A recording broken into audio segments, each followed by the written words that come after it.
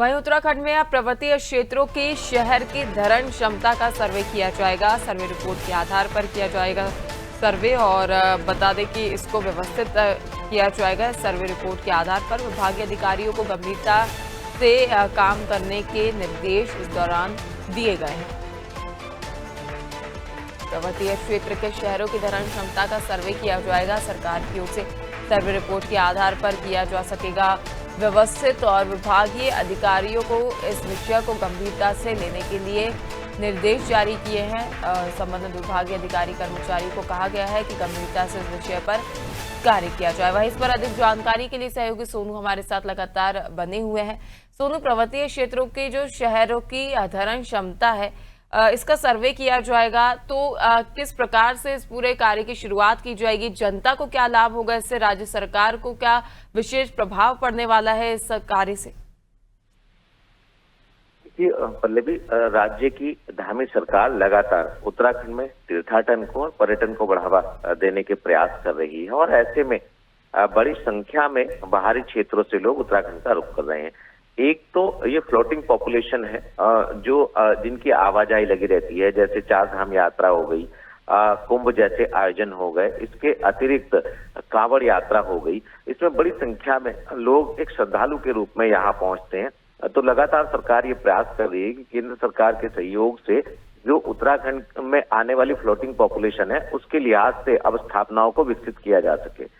दूसरा जो पहलू है, जो उत्तराखंड के पर्वतीय क्षेत्रों के जो शहर है, इन शहरों की जो धारण क्षमता है, क्योंकि कई ऐसे भी ग्रामीण इलाके हैं जो खतरे की जद में और आने वाले समय में उत्तराखंड में मानसून भी दस्तक देने वाला है पल्लवी। तो ऐसे में ये माना जा रहा है कि जो शहरों की धारण क्षमता है इसका बोझ अधिक ना हो, इसको लेकर के एक सर्वे कराया जाएगा। पहले भी ये मामला चर्चाओं का विषय बना था, लेकिन उसके बाद ये मामला ठंडे बस्ते में चला गया और अब एक बार फिर से ये उम्मीद की जा रही कि जो शहरों की धारण क्षमता है इसका सर्वे कराया जाएगा और सर्वे रिपोर्ट के आधार पर ही फिर अवस्थापनाओं को विकसित किया जाएगा। कई ऐसे ग्रामीण क्षेत्र हैं, अगर आप टिहरी जनपद के जो टिहरी झील वाला इलाका है, इसके आसपास के क्षेत्रों की अगर आप बात करेंगे तो जो संवेदनशील श्रेणी में गांव आते हैं उनका सर्वे पहले भी कराया जा चुका है और फिर से चर्चा हो रही है कि उनका जो विस्थापन है वो किया जाना है। क्योंकि किसी भी गांव को का विस्थापन एक बड़ी चुनौती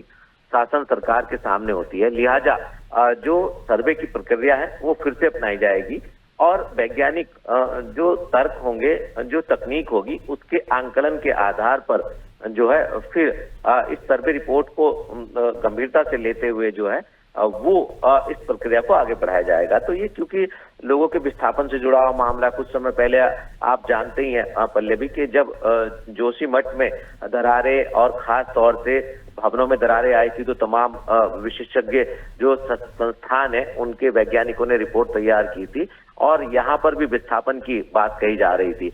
अब चूंकि चार धाम की यात्रा की बात हो, जो मंदिर परिसर है इनमें पहुंचने वाले श्रद्धालुओं की संख्या की बात हो, धारण क्षमता की बात हो या फिर ग्रामीण क्षेत्रों की बात हो, इसको कैसे व्यवस्थित किया जा सकता है, सरकार इस कवायद में जुट रही है। और जैसे ये धारण क्षमता का सर्वे हो जाएगा उसके बाद इस रिपोर्ट के आधार पर आगे सरकार कदम बढ़ाएगी और कहीं ना कहीं एक संतुलन बनाने की कोशिश जो है वो शासन के अधिकारी करेंगे, ऐसी उम्मीद की जा रही है पल्लवी। बिल्कुल, और कहा जा सकता है सोनू, विस्थापन में इसको लेकर काफी जो है वो सहायता प्राप्त होगी और इसके लिए अब जो है विभागीय अधिकारी गंभीरता से जुटते हुए नजर आएंगे। अधिक जानकारी आपसे लेते रहेंगे सोनू, लगातार हमारे साथ बने रहिए।